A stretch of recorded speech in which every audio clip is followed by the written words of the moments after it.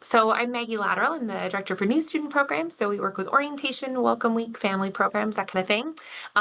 Running all the behind the scenes magic is our director, Angela Seewald-Marquardt. She's also going to be putting a whole bunch of links in the chat for you to open up, bookmark for later, that kind of thing. So if you have questions, please feel free to put those in the chat, or we'll also be having questions at the very end for folks to get answered. And if you have questions, after this panel, know that we'll stick around and we're available via email. We'll also put a recording of this online. So if you have questions about the presentations that you saw, we'll be putting this online afterwards for you to be able to kind of reference back. Wonderful. We have some folks joining. We're so happy. So this is our online student virtual panel.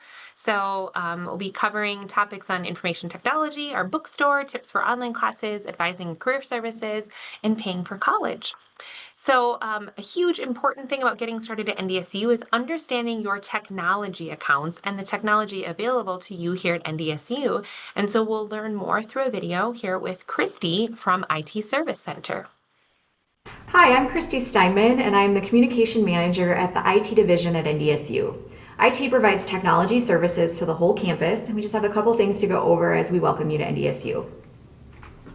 First is our IT Service Center. The IT Service Center can help our student, staff, and faculty with your Bison ID card, email, wireless, account logins, passwords, Blackboard, really anything under the technology umbrella. We are located in the QBB 206, or the Quentin Burdick Building 206, which is the second floor. It's the same level as the Skyway that comes over to our building from the Memorial Union. So you can take the Union Skyway all the way over to the IT Service Center.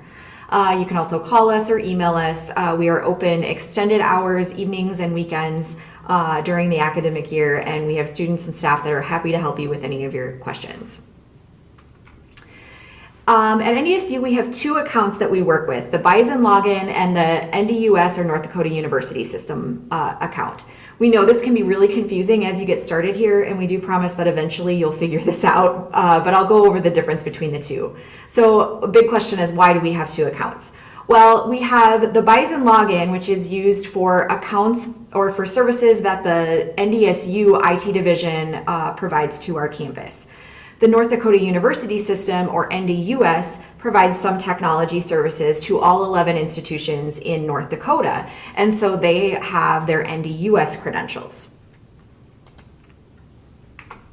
The Bison login, you're going to see this logo, or you'll see it clearly spelled out that you're going to use your Bison login, and you use that to access the computer labs, Zoom, Google Suite, library services, wired and wireless internet, Central Authentication Services, or CAS, or in common. When you log into your Bison login, it's likely going to be your first name last at ndsu.edu. The North Dakota University System account is used for campus connection, email, Microsoft 365, Blackboard, and HR self-service if you end up being an employee here as well. When you log into the NDUS account, you're going to use likely your first last at ndus.edu. So I know it feels like it's kind of a typo, but it is not. That's the difference between our two services that we offer. And since they are two different accounts, we want to encourage you to keep your passwords unique from each other. So your NDUS account and your Bison login account are just as different as your bank account online and your Instagram account. Like, you want to keep those passwords separate from each other. We also have our Instructional Design Center, or the IDC. It's a great resource for students to get help with class projects when you need to use software that you're maybe not familiar with. So they have free technology workshops year-round, and then they also have software that many students don't have on your own devices to do video and audio recording, editing, and conversion. So they're a great resource for our students to get help with your assignments. They're located on the first floor of the QBB as well, in QBB 150. Lastly, I just want to reiterate that if you have any issues, any problems, please call or report them to the IT Service Center. Our students and staff are really happy to help you with any question you throw at them. There is no such thing as a silly question. They've heard everything and they are happy to help, and they have great resources too. And then I also just want to mention that we have a knowledge base in IT, so it's kb.ndsu.edu/IT. And this is where you can go to see documentation and instructions on how to use our different services. So if you need to know how to connect to the printers and print to the Memorial Union printer on your way to class, or you need to put multi-factor authentication on your new phone because you just got a new phone for Christmas, or you need to connect a different device to the wireless network, go to the KB and you'll be able to find the instructions for what you need there. And always, if anything isn't there, please call our IT service center and they're happy to help. With that, I just want to welcome you to NDSU, and we're really glad that you're here. Wonderful. Thanks, Christy, for that information. Just lots of good things. And that knowledge base is a wonderful way. It has links. You can kind of go step by step through a whole bunch. So next, we're going to hear a little bit about course materials from the NDSU bookstore. The bookstore works with faculty to know exactly what course materials they're going to use in your classes, and many course materials are offered electronically. So brand new for this fall is Bison Ready. It's a brand new model that makes getting your course materials easy and cost effective. And so we'll learn more about course materials in this next video with Connor. Hi, I'm Connor from the NDSU bookstore, and I'm here to talk to you about how to get your course materials for the upcoming semester. Starting in fall of 2025, NDSU will primarily offer course materials through a program called Bison Ready. Through this program, every material you need for your classes will be covered by a single fixed rate payment each semester. We at the bookstore have been working with your instructors, and they've let us know which textbooks, ebooks, software, and art supplies will be required for each student in the semester ahead. Our goal for this program is affordability, so we've made this program available for everyone at NDSU. This includes both graduate and undergraduate students. Since the program covers every required item, the fee will be automatically applied to your student account. And the fixed fee is the same across all majors. One price for all undergrads and one price for all grad students. The fee will change slightly from semester to semester, and we'll make sure to let you know the price well in advance so you have time to plan. Any digital materials distributed through Bison Ready will be available through Blackboard on the first day of class. So as soon as your class starts, you'll be able to open that course in Blackboard and see all of your ebooks, all of your courseware, and all of your interactive homework. Any physical materials, such as textbooks and art supply kits, can be picked up directly from the bookstore. And the goal of Bison Ready is to save students some money on textbooks, but if you feel like you'd be better off finding materials on your own, Bison Ready is fully optional. We opt in every student by default to make sure your materials are covered, but if you prefer to avoid the automatic charges, you can opt out anytime before the class add and drop deadline. If you're not sure which one to go with, let us know sometime in the first week of the semester, and we can help you pick what's best for you. So, Bison Ready is available in a few different ways. The default option, automatically applied to your account, is Bison Ready Complete, which gets you all of your required materials for one single fee. However, if the total price of your required materials is less than that fee, you could instead go with Bison Ready Select. And this program lets you bill your items individually instead of going with the flat rate. If you don't have a lot of materials, or if you want to get some things through the bookstore and some from other sources, that would be the best plan for you. And then finally, if you don't want to go through the bookstore at all, you can opt out of Bison Ready entirely. And if you go with this option, we won't bill anything to you automatically. It'll be up to you to find the materials on your own outside of the store. If you want to go with one of these plans, Bison Ready Select, or opting out entirely, make sure you let us know before the add and drop deadline so you aren't accidentally charged for a plan you don't want. If you're going with Bison Ready Complete, the flat rate plan, you don't need to order anything. We'll take care of all that for you, and you can pick up your physical materials at the course materials desk in the bookstore. But if you're going with a different plan, or if you're looking to purchase something not on your book list, something optional, you can place orders directly on our website.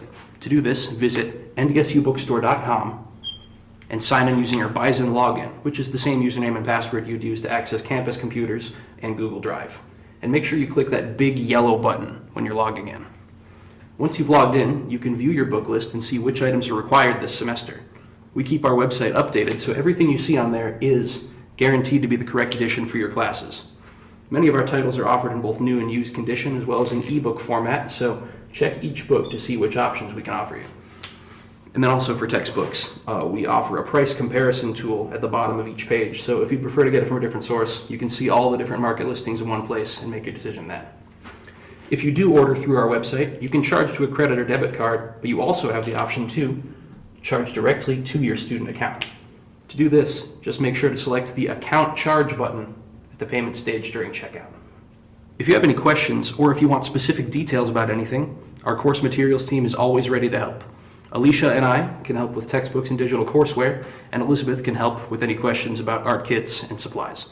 So stop by the store or send us a message using the chat feature on ndsubookstore.com, and we'll follow up as soon as we can. Thank you. Wonderful. So good info from Connor there. And so it's always nice to know that the bookstore has got your back when it comes to course materials. They also offer things in the technology department. They have excellent technology pricing for computers, tablets, accessories. They offer a 4-year warranty in addition to that educational pricing, and they have an extended warranty available. And right on campus, we have an Apple and HP certified technicians that can repair your computers. So you can bring those right to the bookstore and they'll be able to help you out. We also, as Connor talked about, have student account charging. So you can, it's an optional payment method at the bookstore. You don't have to use it, but it is an option, and you can have up to $500 on that balance there. So next up, we're going to specifically talk about tips for online classes. So many of the skills needed to succeed in classes are the same whether you're taking in-person or online courses, but there are some tips and tools that may have some more importance for those taking online courses. We'll learn about these tips and tools in the next video with Dr. Sarah Crary. Welcome to NDSU. I'm so excited you're here to join us. My name is Sarah Crary and I work in the Office of Teaching and Learning. I'm here just to share with you a couple of tips to help you be best prepared for taking online classes. They just operate a little bit different as nobody is there in the same time as you, the instructor, and you don't meet often simultaneously. You're taking often asynchronous classes. So a couple tips. As soon as you can get into your courses on Blackboard, go through and familiarize yourself with how your instructor has laid out the course. Where are the assignments? Where are the readings? Where are the videos you might need to watch? How does each have it laid out so you know where to find things? Every instructor won't have things the exact same way. Just like when you go from one person's kitchen to another, they move things everywhere. Instructors will have different ways that they might lay things out. So familiarize yourself with that. The other thing to do is to pull up the syllabus. Review through it. Read through that whole thing at the beginning. A couple of things to look for right away is how to get a hold of the instructor. If you have questions, you don't have them right after class to get a hold of when you're taking an online class, and office hours don't work when you're an online student, but many of our instructors say on the syllabus, email me and let me know if you need to meet, and they'll set up a meeting with you. They'll also tell you it might take 24 hours, for example, for them to respond back. But look at that. We have a lot of instructors, we're trying to call them on the phone. Doesn't work because they're teaching classes, they might be in a lab with research, they might be in meetings. So sending an email to schedule a time is often the simplest, easiest way to do. But look at the syllabus for that.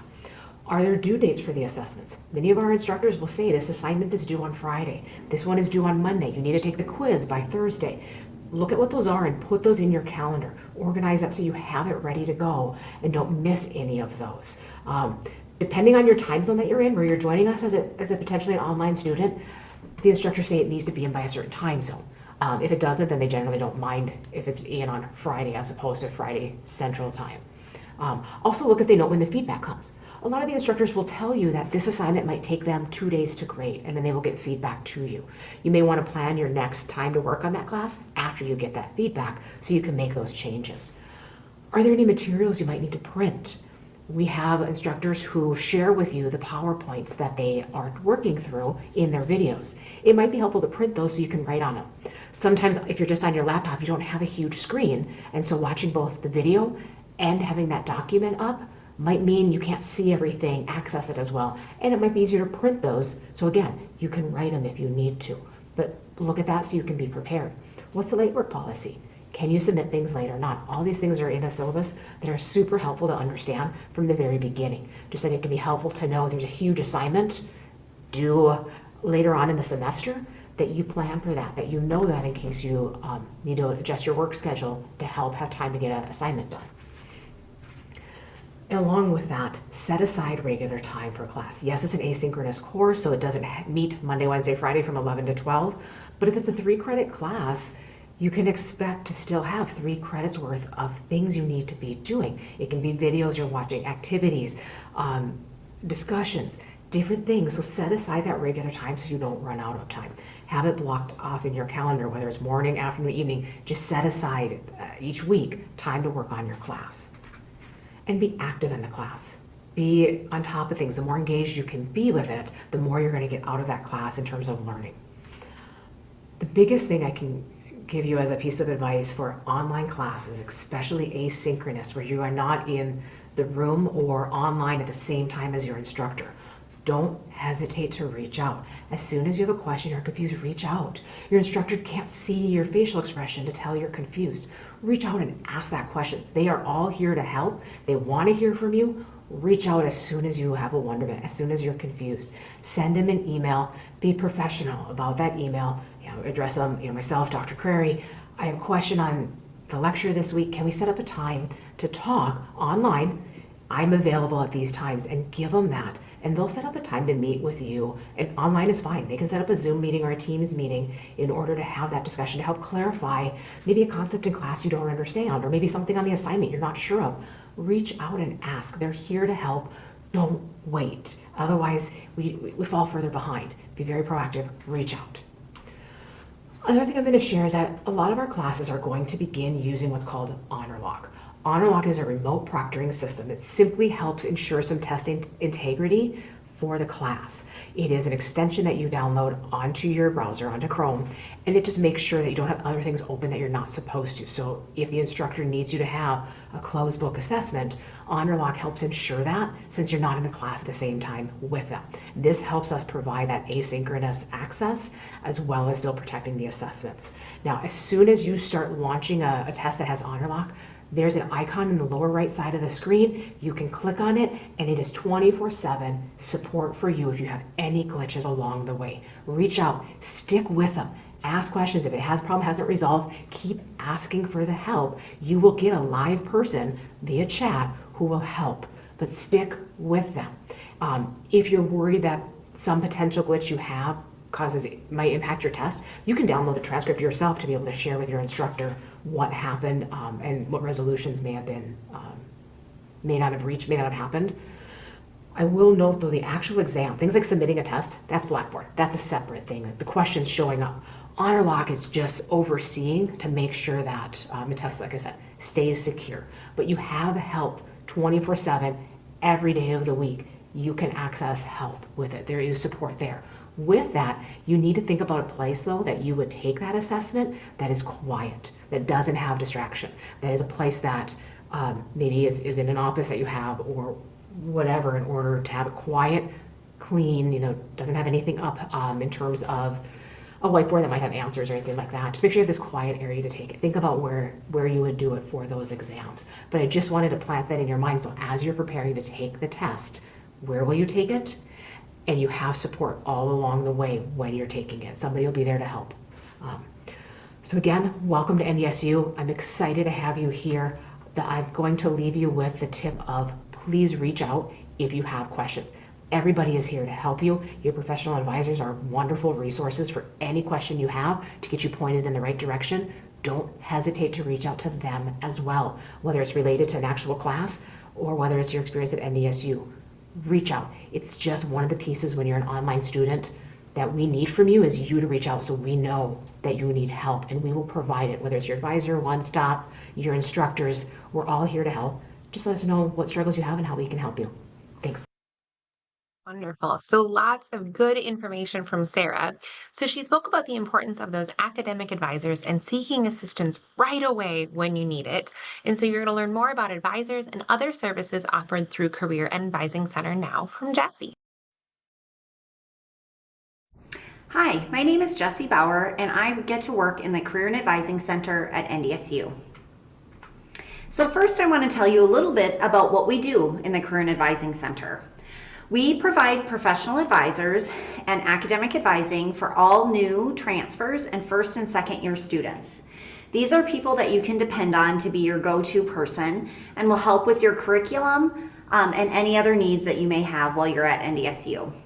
We also have career coaches who are professional staff members and career mentors who are highly trained student staff members to help with different career coaching support.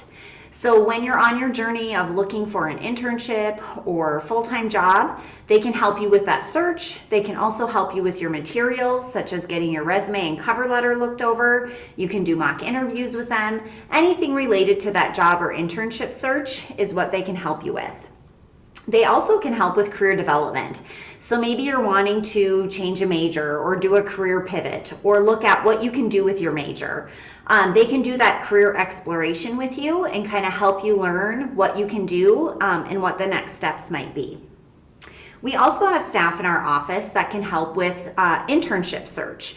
So you can register your internship for credit if it helps you towards your degree, and the staff in the internship area can help you determine whether that would be helpful or not, or whether you want to do your internship for experience alone. Either way, it's a great opportunity to try some things out while you're still working on your degree. Finally, we have several career fairs and events throughout the year. We have 2 major expos that we put on, one in the fall, one in the spring, where we bring about 275 different employers to campus who want to hire our NDSU students for either internship or full-time positions.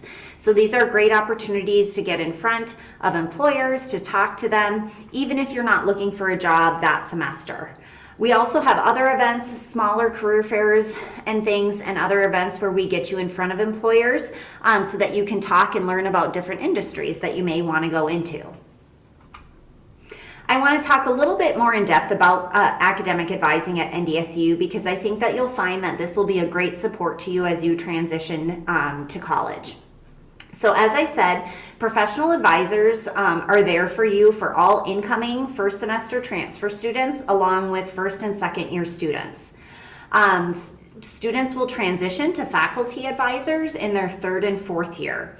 But professional advisors are really there to help set that foundation of your curriculum, helping you learn what it is to be a college student, helping you get to the resources that you need, whatever questions you might have about your classes, if you're struggling or if you need additional support, they can get you the support that you need. Once students transition to those faculty advisors, they're also there to help you in your curriculum and things, but they're going to be there as a mentor for you as you've gotten some things figured out. So they can really provide help in terms of mentorship in career, in research, things like that, as they know a lot more in-depth information about their fields of study.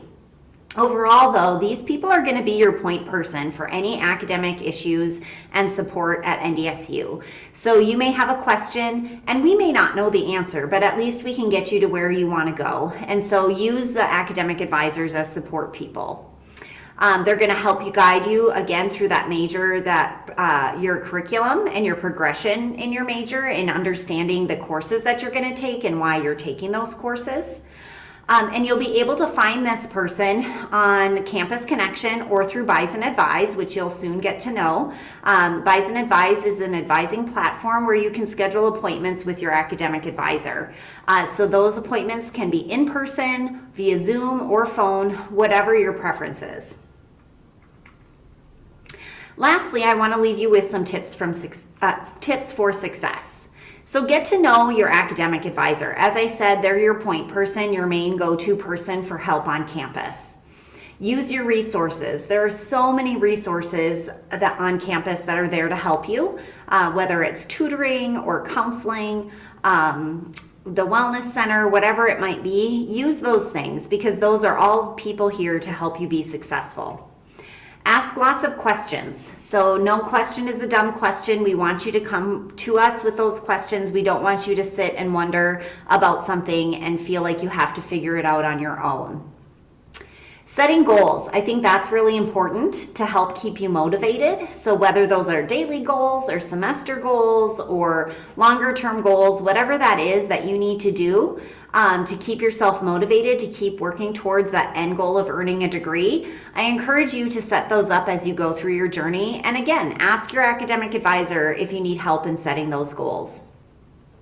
I also really encourage you to get to know your curriculum. So these are the requirements of your major. Don't blindly go into your advising appointments wondering what they're going to tell you to take, but take ownership of that. These are your classes. This is your degree. And so I want you to be well aware of what's coming next and the stepping stones to get to the end. And finally, get connected across campus. So whether that be a part-time job, getting involved in organizations, the more that you can connect with other peers and other staff and faculty on campus, the more you're going to feel like this is home. And that's really important. We want you to feel safe and that you belong. If you have any questions, here's our contact information. So again, we're the Career and Advising Center. We're in the 3rd floor of Ceres Hall. You can always call or email or schedule an appointment through Bison Advise, and we would love to see you. Wonderful. Lots of good information from Jessie.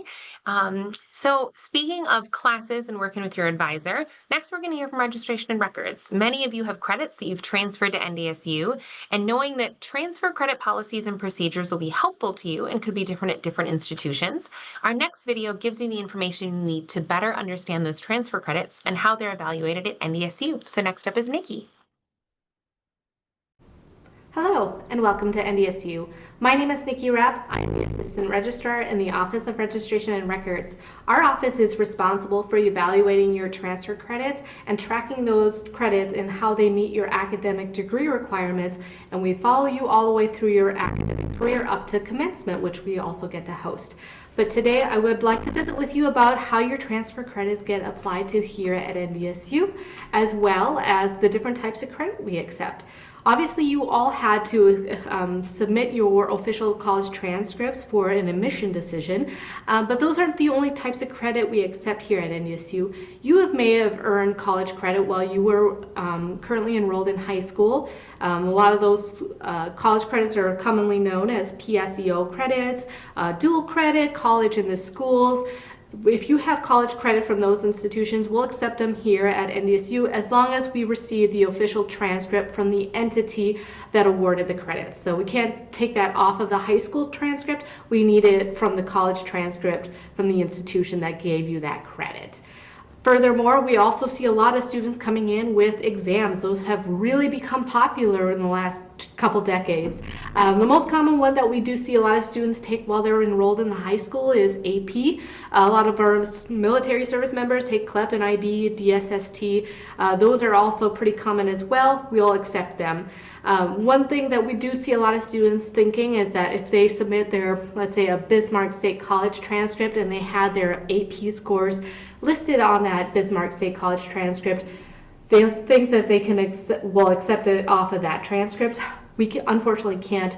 We have to take it from the actual transcript that awarded the credit. So for AP and CLEP, those are going to be awarded through College Board, and then you can request those transcripts to be sent to NDSU.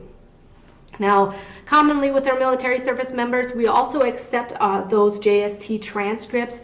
Those are the transcripts that record all your military trainings and coursework, as well as your occupational trainings that you may have had. And so we will accept credit off of those transcripts. They are free to send to NDSU.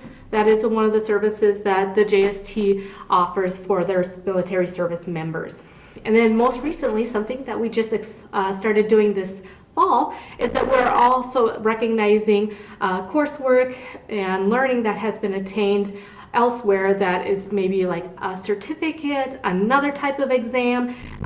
They're coming all over the place nowadays, and so there is the American Council on Education, and they offer credit recommendations. So you can always visit the ACE National Guide to see if your alternative credits are aligned there. They'll say if it's recommended that they award college credit or not, and we can accept that from that transcript as well. So once we get all your transcripts, we will begin the evaluation process. My team evaluates all lower division coursework, and then we do refer to our faculty for anything that is considered more programmatic or upper division coursework. But we do utilize a service software called TESS. It's a transfer evaluation system. It's a big database that holds all the course descriptions from your previous institutions, and it allows us to compare it to our own course description. So this is an example of a student who attended Rochester Community Technical College. They took that Intro to Sociology course. There's a nice, long, lengthy description giving us information about their learning outcomes and things that students are expected to learn at that institution, and we're able to compare it to our learning outcomes for that course as well. And so we can make a determination how those courses should transfer. Once we're done evaluating all those courses, we are going to send students an email, and it should go to their personal email as well as their NDSU email, and it'll tell you that your transfer work has been evaluated and how to view that transfer work in PeopleSoft. We'll have you refer to your unofficial transcript with your transfer details. And let's take a look at an example of what that will look like. So when you get into your unofficial transcript, at the very top, you'll see all the types of transfer credits you have, whether that is test credits or credits you earn from another college or university. And so you'll see at the very top here is that Sociology 1614 Intro to Sociology, and then right below it will show you the NDSU equivalent. So we did say that that was our Sociology 110 course. A couple things to know is that the credits that you earn at your other institution will always match what you earn here. So let's say your sociology course was actually 4 credits at this Rochester Tech, and our course is only 3 credits. We're still going to award you all 4 credits. We're not going to be revoking any credit that you may have previously earned. Furthermore, if you attended in an institution that wasn't operating on the semester credit, we will be converting that into the semester credit system. So if you see something like a 2.67 credits and think that's a little wonky, it's because you probably attended a quarter credit school and that we had to convert that into the semester credit system. Another thing important to note is the grading system. Here at NDSU, we only offer solid letter grades. We don't do A+ or A-. So if you're like upset that you had an A+ and now you got downgraded to an A, just know that we only offer solid letter grading and that we just simply converted the grade. So for those of you who are coming in with an A-, congratulations, you just got bumped up to an A. So those are some information that will be helpful to how to read that unofficial transcript. But here's something really important to note. So if we look at that second course, this AOP 2416, Customer Relations Management, you'll see that the transfer course is this transfer code with this 2XX. What does that mean? That simply means that we here at NDSU do not offer a course that has content that aligns. But we still want to recognize learning that you have attained and credits that you worked hard for. And so we're still going to recognize those 3 credits. Now you might think that those credits are simply useless. But many programs here might have elective credits that those credits can be applied to. Additionally, they might be applicable for general education. And I'll show you what that looks like here in a little bit. But there are a few other transfer codes that you might see as the equivalent. And so let's just walk through some of those other ones. So again, anything that was transferred in that was a lower division course but doesn't have a direct equivalent, you might see a transfer 1XX or 2XX. Anything that was upper division that doesn't have a direct equivalent, you'll see something with a 3XX or a 4XX.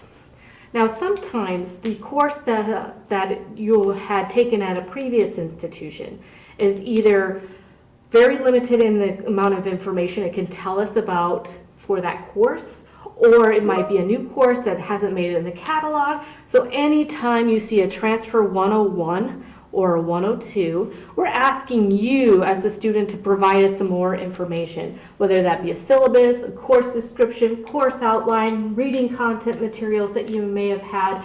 That will greatly help us in determining what was required and what was the type of learning that was needed for that course, and for us to make a determination if that aligns.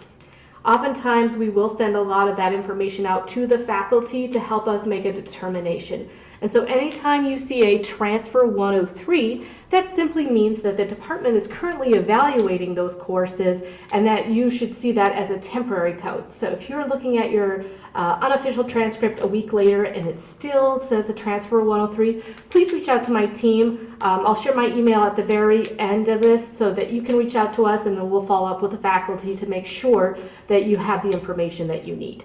Lastly, anything with an X00 or a DEV, that simply means that these are considered pre-college courses, or another term would be remedial. These are courses that are not eligible for college credit, but they are helpful in preparing a student for college level coursework. And sometimes those means they can meet prerequisites to enter into college level coursework. So I did mention earlier that sometimes a course that comes in as an elective can meet general education courses. Here at NDSU, it is important for us to make sure that our transfer students are being recognized for the learning that occurred at other institutions. So if you had taken a course at another institution for general education and we don't offer it here, we still want to recognize that as long as the general education category aligns with ours. So your quantitative reasoning, your science, your humanities, your social behavioral, those are pretty common at most institutions. So there is an example of this Alex Tech course from biology, 1413, this plant biology. We don't have a course that quite aligns with theirs, excuse me. And so it comes in as a biology 1XX. Once again, that's that elective code. But we do want to recognize that that is a gen ed. So we're going to recognize that it is a 4-credit course towards general education here at NDSU. Another interesting fact is you'll see at the very top here, this intro to biology.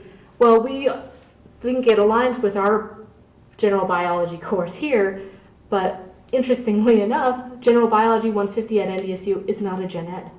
But because it was a gen ed at Alex Tech, once again, we want to recognize that here at NDSU. And so we'll make sure that that counts for you. We want to make sure students aren't going backwards in terms of their degree progress. We want you to get your degree in that 4-year time frame as you have anticipated.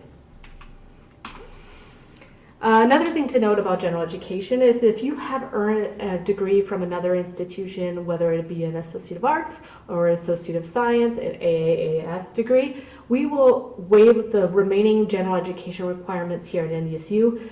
Sometimes our general education categories, there might be a category or two that other institutions don't offer, and so we don't want students to have to finish our general education when you've already completed a general education curriculum at another institution.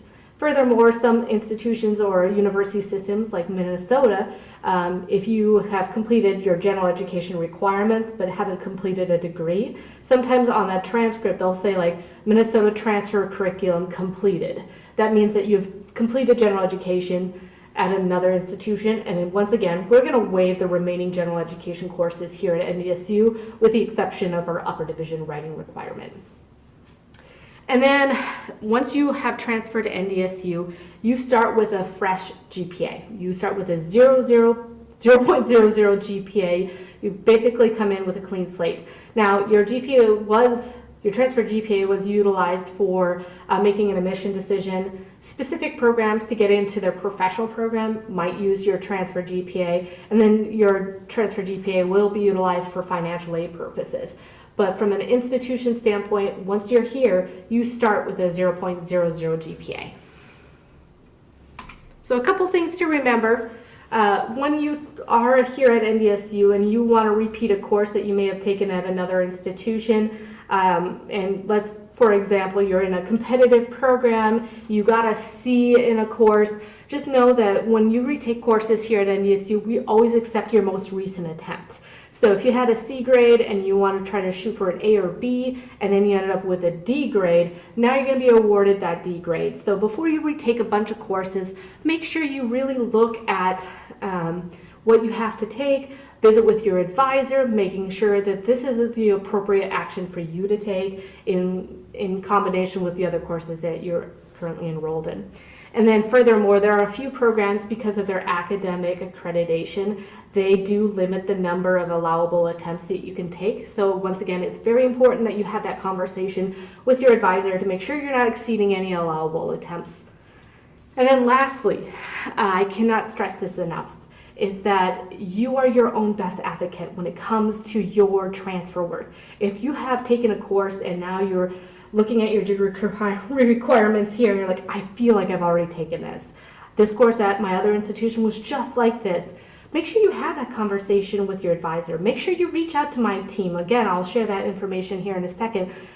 we are more than welcome to reevaluate a course. Once again, we are looking at a couple sentences of course information. And so if you feel like there's stuff that we're missing here, send us a course syllabus, send us an outline, have a conversation with your advisor. Sometimes programs will say, you know, it's not exactly the same course here, but it does have similar themes, and so we'll substitute it for this requirement here. So always explore your options. I can't tell you enough that people aren't going to just automatically know what's perfect for you, and so you need to be your own best advocate.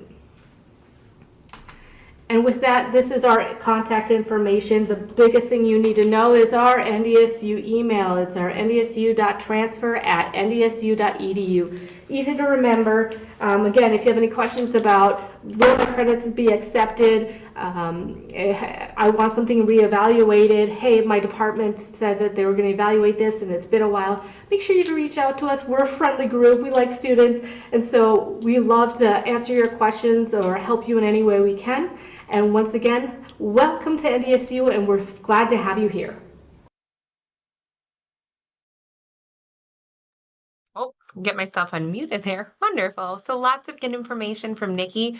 And as she said, they are just always so excited to hear from students. If you have any questions, please reach out. So next up, one thing that we know is on the minds of many students is paying for college. And you might have questions about the cost of enrolling at NDSU, payment options, and what aid is available to you. And having these questions answered, knowing the process and policies, and having a plan in place relieves a lot of that potential stress for you. So this next video with Doreen is going to be packed full of information for you. Hi, welcome to NDSU. I'm Doreen Kramer, the Director of Customer Account Services and One Stop. I'm here today to help you understand the financial aspects of being a student at NDSU and the investment that you're making in yourself. I want to help you understand your finances now so that you can take care of these pieces, and when you start classes you can focus strictly on your academics. So let's jump right in and go over the tuition rates. On the screen here, we have the tuition rates for the current academic year, 2024 through 2025, and it's for undergraduates attending NDSU full-time. These rates will change with the upcoming fall 25 semester, but this is what they will be for the summer of 25. You'll see that our tuition rates are divided into 5 different residency categories, starting with a North Dakota resident all the way over to international student. Something that's important to note for Minnesota residents is that you are offered a lower tuition rate, this Minnesota resident tuition rate, because of a reciprocity agreement that exists between the state of North Dakota and Minnesota. If that agreement didn't exist, you would be charged the higher MSEP tuition rate. The reason I bring this up is that most students currently are grandfathered in and automatically receive that rate if they go straight from a Minnesota high school to NDSU. However, if you took a break between high school and college, or if you're transferring in, then you may need to apply for that lower rate with the state of Minnesota. Also, this whole process is changing a bit in the upcoming fall semester, where an application will be required by the state of Minnesota for all Minnesota residents. Something to keep in mind. Long story short, if you are a resident of Minnesota, double check that you are being charged that best rate possible, the Minnesota resident tuition rate. And if not to worry, you just have to do a quick and easy application with the Minnesota Office of Higher Ed. Then you'll also notice that our tuition rates, it varies depending on which program you're in. And that would be for engineering, architecture, business, nursing, and pharmacy students. The reason that these select programs are charged the higher, what we call differential tuition rate, is because truly those programs are more costly to administer. You may have unique labs that you participate in, different softwares that you use, just a variety of different things that increase the cost of those specific programs. On top of tuition, each and every semester, you'll be charged mandatory student fees. The mandatory student fees are charged across the board to all students, regardless of whether you're taking your classes online or in person. The current fees in place were voted on by the student government because they were felt to enhance your experience here at NDSU. For that reason, I encourage you to take advantage of all these services offered. Attend the athletic events, use the wellness center, go to the library. All of these services are here for you and for your benefit. So now that we've went over tuition and mandatory student fees, let's go over some of the other costs that you may experience while attending NDSU. So of course, to be successful in your classes, you'll need to purchase books. What we have on the screen right now is a placeholder of $400, but it can vary from semester to semester and what classes you're taking, but overall, it's a good estimate.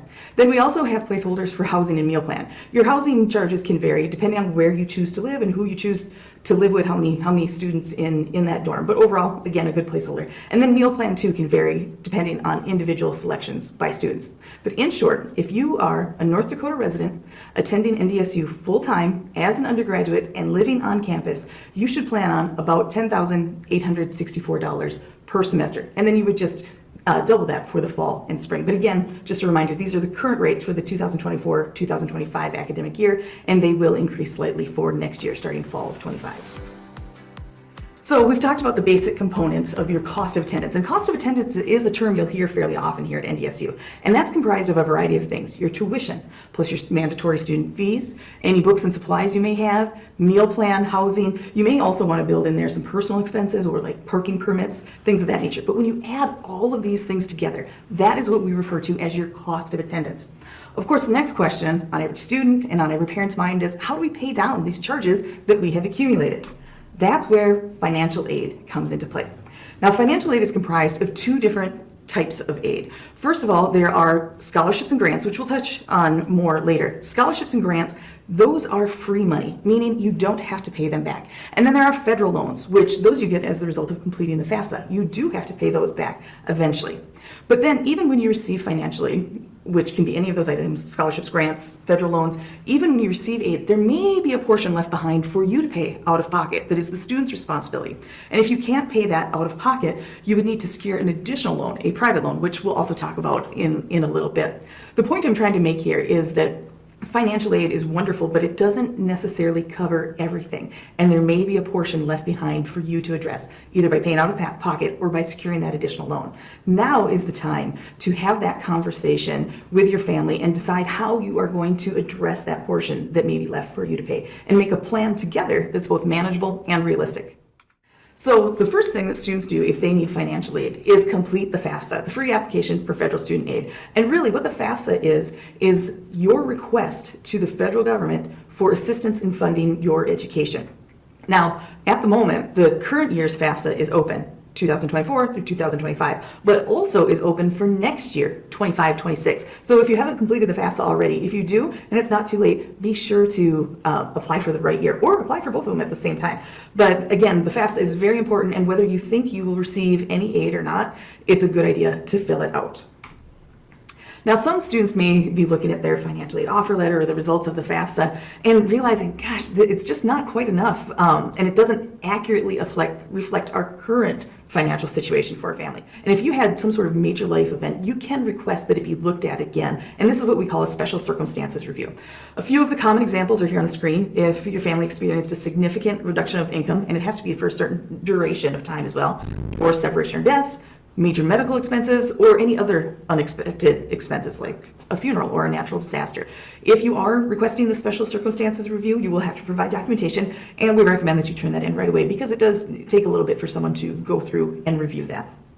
Now, a handful of students will be selected every year to go through financial aid verification. And really what that is a double check of the student's FAFSA data. It's comparing documentation to the FAFSA to make sure your FAFSA is accurate. And as a result of that verification review, your financial aid awards can be increased or decreased. It's really just double checking the accuracy. It's important to remember, if you are selected for verification, none of your federal aid can disperse until that's completed. And it's always asking for tax documents and all of that, and it's really easy to ignore the requests because frankly it's taxes. It's not always fun to deal with, but it's important that students take action and act upon those verification items because none of the financial aid, none of the federal aid will be released until that is completed. They will be, students that are selected for it will receive a variety of emails and checklists in Campus Connection reminding them of what they have to turn in and how to turn it in. So hopefully you've already received your financial aid offer letter, and here's just an example of what it looks like.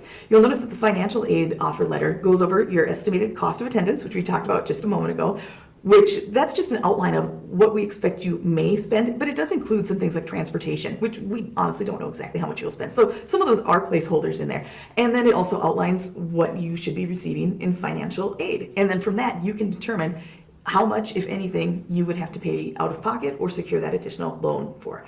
It's important to take time, though, to really dissect this. And if you have any questions, feel free to reach out to One Stop here. Here is a great page, and you're welcome to take a shot of this QR code, and it's called Financial Aid Next Steps. We realize this is a lot of information, a lot of bits and pieces, all going in a certain order. This page outlines each of the things I'm talking about and what needs to be done, so you can kind of use it as a checklist for what needs to be completed yet. So now that you've got your you've completed the FAFSA, you've got your financial aid offer, and you can see these awards that were offered to you in Campus Connection. That is when you need to accept or decline the financial aid offered to you. Now, the free money, that would be the grants and the scholarships, those are accepted automatically on your behalf because we assume that you want to receive those. Then loans, on the other hand, you do have to accept or decline because that is something you will eventually have to pay back. Now, when accepting or declining loans, it's important to note that you don't have to accept the full amount. If you were, for example, offered $3,000, but you only need $2,000, that is absolutely fine. You can accept just $2,000. You don't need to take out the full amount. And always, as always, don't take out more than you actually need. And then also there is work study. Work study, you don't receive the funds right away. It's actually just an opportunity to have a on-campus job that is federally funded. So after you've accepted your federal loans, you'll need to, the first time you take out these loans, complete 2 additional tasks on the FAFSA website, studentaid.gov. They are completing the loan agreement, also referred to as the master promissory note, which is essentially you signing, indicating that you understand it's a loan and it's eventually going to have to be paid back. And then you also have to complete entrance loan counseling, which is a tutorial on student loans, again hitting on the fact that this is a loan and would eventually have to be paid back. Both of these items have to be completed before NDSU can release your federal financial aid. So it's important that you take care of these. They're a quick and easy task to do, but it's important you take care of them in order for your federal loans to disperse. And you only have to do them every 10 years. So if you do that right away, the first time you take one out, you won't have to do it again for a long time. We always encourage students to review their student account charges in Campus Connection and just double check everything is exactly as you expected. Review your tuition and fees, did all your financial aid come through as expected, do all of your scholarships show up, and then again do that math comparing your charges to your financial aid and seeing what is left behind for you to address by either paying out of pocket or securing a private loan. Here's the private loan information that I've referenced a few times. So private loans, they're still college loans, but instead of being from the federal government, like you get with the FAFSA, they are from bank lenders. When applying for a private loan, most students don't have enough of a credit history to apply on their own, and they will need a cosigner. It's a great process that you do all online, and it's found on the NDSU website. It's actually a tool, a comparison and application tool called Fast Choice.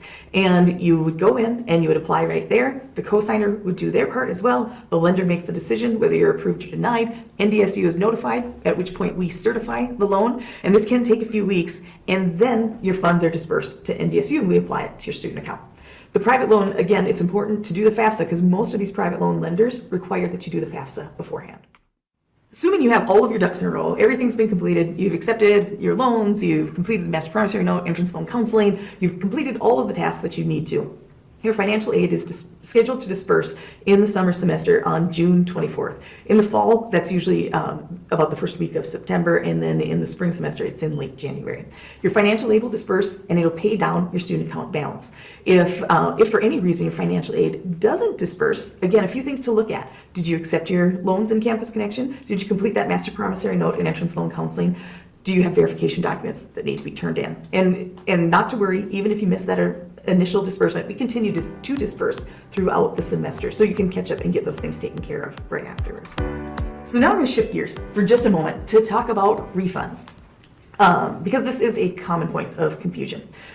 We understand that you may register for classes, and then classes start, and you realize that, oh my goodness, I have too many things in the morning, I need to shift something to the afternoon. That is absolutely fine. However, whether or not you receive a refund depends on the percentage of class time that is elapsed. And especially that's important in the summer, because in the summer the classes are shorter, which means that percentage of class time elapsing goes faster. So if you are in, for example, a 4-week class, it's going to be very early on in that class that you need to drop it in order to receive a refund. But also, let's talk about the difference between dropping a class and withdrawing to 0 credits. Dropping means you're just dropping a single class or two. You're staying enrolled here at NDSU, but you're dropping 1 or 2. It's more or less for schedule changes. When you drop a class, you either receive a full 100% refund of tuition and fees or no refund. There's nothing in between. Withdrawing, on the other hand, means you're withdrawing to 0 credits. That usually comes up, a student maybe has a personal circumstance that comes up in their life, they just need to take a break from college. That is withdrawing, that is down to 0 credits. And that follows a graded refund schedule where it's 100%, then 75, 50, and then 0% refund. All of these refund eligibilities are driven on by dates. It depends on when you complete the action or submit the form. So the point I'm trying to make here for all students is if you are planning to change up your schedule for whatever reason, whether it's adding or dropping classes or withdrawing fully, you need to pay attention to these dates and deadlines that are posted on the NDSU website. And staying on top of it, taking action early on is really important. You can't wait until the class is almost over to then drop it because you won't receive a refund. So again, take care of that early on. So right after financial aid disperses is when payment is due. And for the summer semester, that is June 25th. It's important to know that we don't send out any paper statements to students. You will not receive a bill in the mail. It's electronic statements only while you're enrolled here at NDSU. We also do have a variety of payment methods. Most students prefer to make their payments online through Campus Connection, where you can pay with an electronic check or with your credit card. We don't necessarily recommend the credit card because there is a fee associated with it, but it's there if you need it. We also do accept payment through the mail. We accept checks that way. Do allow some extra time for that because the mailing service can take a little extra time. And then also we take payment in person at One Stop in the Memorial Union, where we take cash or check. Now, some students may have a 529 college savings plan. If you do, you are welcome to have funds either sent to yourself and you turn around and pay NDSU, or you can have the payment sent directly to NDSU, and that would go to your student account balance. We never want to give out any tax advice. We're not tax accountants, but if you do go this route, do not disperse more than you need because it can create some tax implications. If you emptied the entire college savings fund, for example, and then down the road, you didn't have the appropriate expenses to match that disbursement, it can cause some issues for you. So again, something to keep in mind with those 529 college savings plans. Also, they do take a little bit of time to disperse, so you'll want to request that disbursement earlier rather than later. So after the payment due date has come and gone, if your student account is not paid in full, we now refer to your account as having a past due balance. And there's two things that happen when a student account is past due. First of all, there's a hold placed on the student account that prevents them from registering for classes, meaning you can't register for the next semester if you haven't paid for the current semester. Also, we start assessing a monthly late fee in August on all past due summer semester balances. Prior to registering for classes each and every semester, all students are required to sign the FOA, or the Financial Obligation Agreement. It's located in Campus Connection and it's on the website as well. Now, we recognize that it's pretty long and it's pretty wordy, and you were probably tempted to just scroll to the bottom and click accept. If you did that, I encourage you to go back and read through the FOA. It's full of really helpful information. It outlines NDSU's expectations, how our processes and policies work, and it'll really help you have a good understanding of your financial expectations here at NDSU. We also encourage all students to enroll in direct deposit if they think they could possibly at any point in time ever receive a refund from NDSU. Refunds can be the result of overpayment on a student account if you, for example, get a credit on your account, or if you have excess financial aid. You have financial aid that is more than your actual cost to attend NDSU, that can be refunded to you, and we send it to you through direct deposit. Direct deposit is great because it's the fastest and most efficient way to receive a refund from NDSU, and you don't have to worry about checks getting lost in the mail or stolen or having to take the time to bring it to the bank. A big question that comes up is how can family members access the student's account? We understand that students, are attending NDSU, but they oftentimes have other people helping them navigate these financial processes, in particular parents. So there's a few different ways that students can grant others access to their student account. All of these methods require the student to take action and grant permission. So first of all, there's FERPA. FERPA is essentially a federal regulation that indicates that we, NDSU, cannot provide any financial or academic information about a student's account to anyone other than the student without that student's written consent. So if a parent, for example, were to call One Stop and ask how much is my student's account balance, we can only provide that information to you if there's a signed FERPA consent form and you know the PIN code that was attached by the student to their account. Then there's authorized payer. Authorized payers are simply allowed to make online payment on behalf of the student. And it's important to know that just because a student has set you up as an authorized payer does not necessarily mean you automatically get FERPA access. They are two different things. And then students, some will choose to go so far as to grant delegate access to a family member, which is essentially read-only access to Campus Connection. The family member would have their own username and password to Campus Connection, so they could log in and see the specific items that the student has allowed them to see, which could be items like financial aid, balances due, grades, any of those items. But again, it's read-only access. So if you take away anything from this presentation, I ask that you take away these 3 things. First of all, be proactive. Handle issues early on. Don't wait until it turns into a crisis. One Stop in the Memorial Union is a wonderful resource for you. They know the answers to so many questions, but if for some reason they don't, they'll get you to the right department or person that does. Second, read your emails and stay on top of it. Email is the official means of communication here at NDSU, and you will receive so much information that's both timely and helpful. If you stay on top of your emails, you can avoid so many little glitches down the road. So it's really to your benefit to stay on top of those emails, and then of course ask questions as appropriate. And then lastly, monitor your student account in Campus Connection. Check it at least once a week, and probably even more so at the start of the semester. In there, look for to-do list items that remind you of things you need to do to stay on track. Look for any holds that could prevent your future registration, like a past due balance, or if you fail to turn in immunization documents. All that's available to you in Campus Connection. And again, with all of these things, you do have One Stop available to you through either email or phone, or you can visit with them in the Memorial Union on the first floor. They're a wealth of information, and they're happy to help. Again, welcome to NDSU. We're happy to have you here, and go Bison! Wonderful. Lots of great information from our friend Doreen on all the financial info. That's great. So there are a number of to-do list tasks that you want to be sure to be ready for classes and have the best experience you can have here at NDSU. So there's a comprehensive new student checklist available on the NDSU orientation page, and Angela just dropped that in there. And so that has a lot of things on it, and you have probably completed a whole bunch of them, including being here at the transfer panel. So rock on, or pardon me, the online panel. There's a lot of information in those You Belong Here online modules. You can access them and review the information. It's cool because if you put your items of special interest in there, you can come back to it and those things are still saved for you. In the same way that your progress is saved, you can still say, oh yeah, I wanted to learn more about, fraternity and sorority life, or I wanted to learn more about performing arts. It remembers that for you. Third, as Doreen talked about, if you're a Minnesota resident applying for Minnesota reciprocity for the fall semester, and so this doesn't apply if you're not a Minnesota resident, but we would suggest that you apply as soon as possible, and just a 2-step process. It's a little clunky, just kind of website-wise, but it's not difficult. You create an account through the Office of Higher Education in the state of Minnesota, and then you use that account to apply for reciprocity, and we have that link right there in the chat. And finally, if you are going to be on campus, you could consider the following. You could consider purchasing a parking permit. There are several permit types available, including a temporary permit for infrequent visits. Permit types, costs, the ordering process, all that kind of stuff is right on the parking website. So they have all the details. And finally, you might also want to have a Bison ID card. It allows you to use the Wellness Center, ride at no additional cost in the metro area bus system in Fargo, Moorhead, West Fargo. You can use Bison Bucks on campus, check out library books, use campus printers, dining centers, and even get discounts at a lot of local businesses. And so if you want a Bison card, you need to submit a photo for that. And there's a whole bunch of information on that knowledge base. So we're just a little past 1 o'clock, and we have representatives from the offices listed, and they can answer your questions. We're so excited to have the experts here, because then if you have questions, we can kind of direct you to those folks. And so if things have not been addressed in their presentation, but it's kind of in their area and you're wondering, please feel free to unmute and ask the question, or we'll also watch the chat. So if we just want to kind of popcorn in, who are you, maybe what your office is, and like maybe kind of what kind of questions students would have for you. Matt, do we want to start with you? Yeah, sure.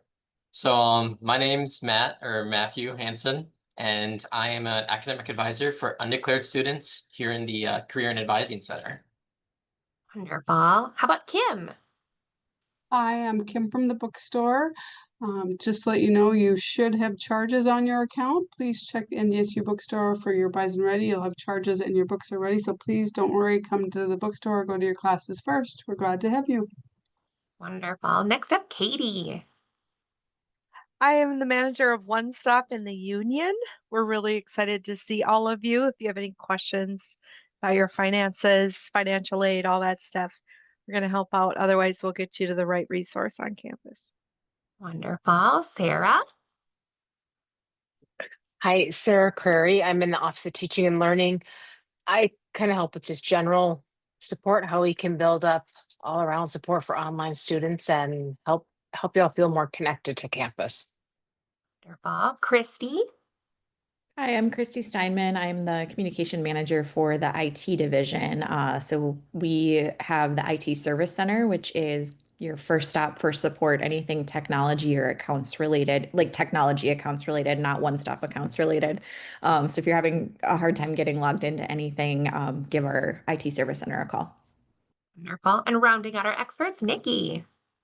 I'm Nicolette Rapp. I am the assistant registrar, and so I work in the Office of Registration and Records, and we do the evaluation of your transfer credits. Wonderful.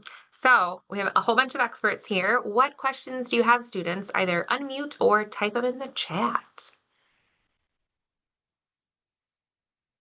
So we have, if I already made a photo ID card and uploaded a photo, where and when would I pick it up? Christy, would you have info on that? Yeah, so you can pick it up at the IT Service Center. So we support the Bison ID card. You'll just need a government issued ID to pick it up. And I will find our hours here and post the link to the hours in the chat. But we do have extended business hours once the semester starts. Otherwise, I think during the summer we're mostly business-ish hours, but we're getting close to where we'll have extended hours too.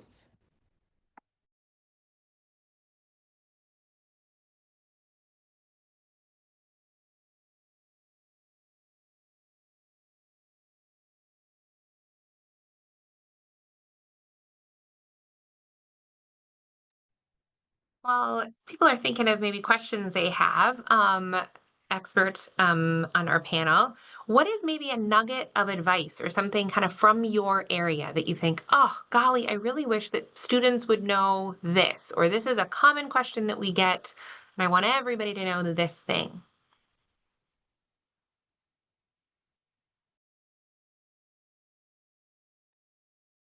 I think, like Doreen said, one of the common points of confusion is just the difference between adding, dropping, and fully withdrawing from the university. So September 3rd is a date you'll want to remember. That's the last day to add or drop or make a change in your schedule and get a full refund. If you're thinking about changing your classes after that time, we would love to walk you through some of the impacts of that on your finances, financial aid, and academic progress. So come see us at One Stop if you need to make schedule changes after September 3rd.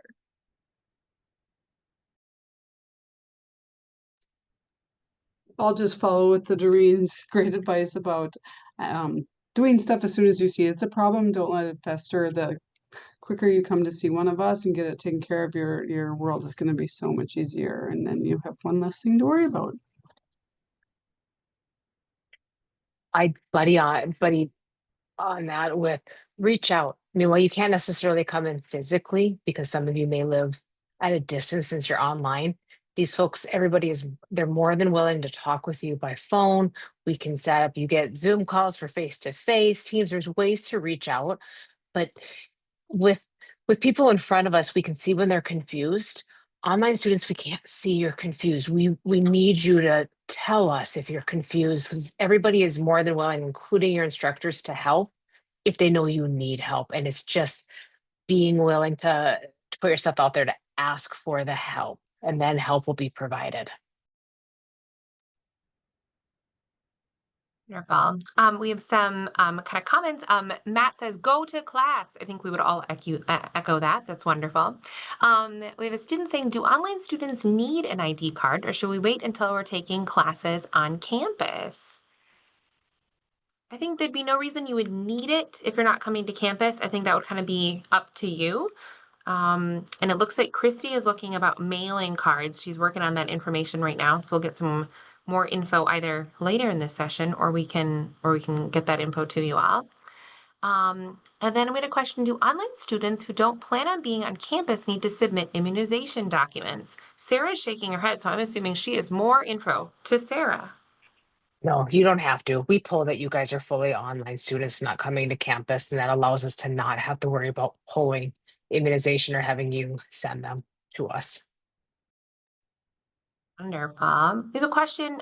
Kim, I think this is for you. What would you do if you purchased the wrong book for a course? Yep, we have a correct book guarantee, so please, if you buy it from the bookstore, online, keep your receipt, or at the register, keep your receipt and just come in and we'll swap it out. Again, the sooner the better once you discover.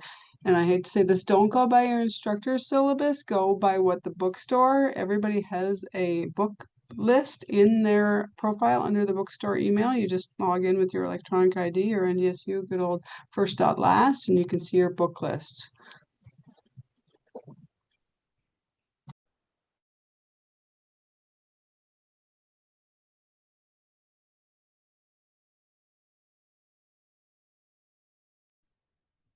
I'm still getting a response on the ID card, so hang on like another minute. I see someone's responding, but Wonderful. yes. Do you have other questions and or other nuggets of advice from folks?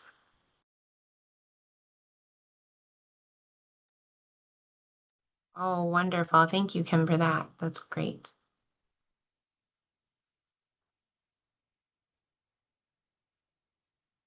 I will echo, I think, what we've heard a lot about asking those questions. I am very passionate about failure. I think that college should be a safe place to fail and to learn from that, and then go out and fail again and fail better.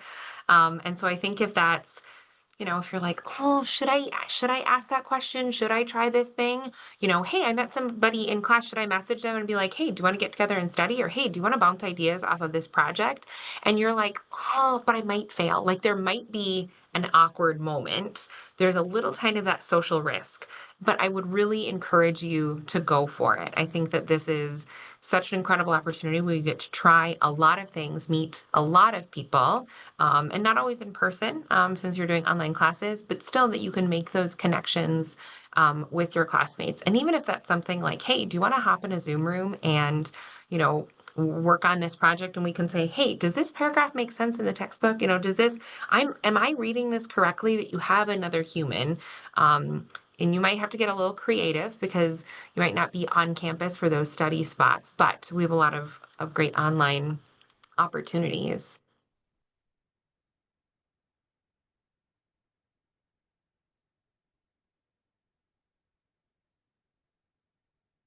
Any other things that people are wondering about? Is there a recommendation on what type of computer we should have for classes?